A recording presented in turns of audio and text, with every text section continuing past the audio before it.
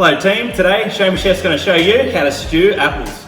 Show me, chef. Show me, the chef. Show me, show me, show me. Chef. Show me. Chef. Show me. The chef, the chef. Show me. Chef. Production of stewed apples, you're going to need some equipment. Equipment required include a small saucepan with a lid, small measuring jug, quarter cup measure, vegetable peeler, apple corer, wooden spoon, and a chef's knife. Along with the equipment, of course, you're going to need some ingredients.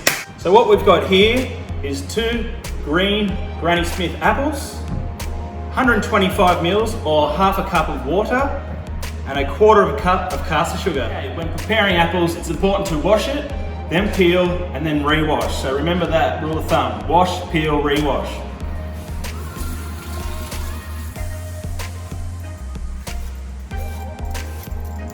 Next step is to core the apples with an apple corer. So keep that apple corer vertically, secure the apple on your board, and plunge that corer through the center of the apple.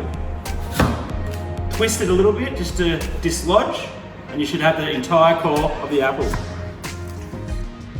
Once they're nicely cored, now it's time to cut them up. I'm recommending in about a 1 to 2 centimeter cubes, so let's get it done. With a chef's knife, cutting slices.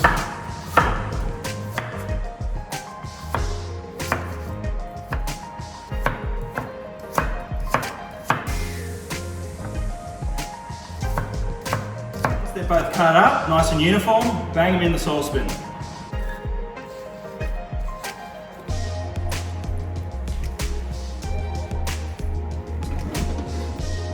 Okay, I've added the sugar and water to the apples. I'm just going to give it a little stir through so that it all binds. I'm going to have it on a medium heat.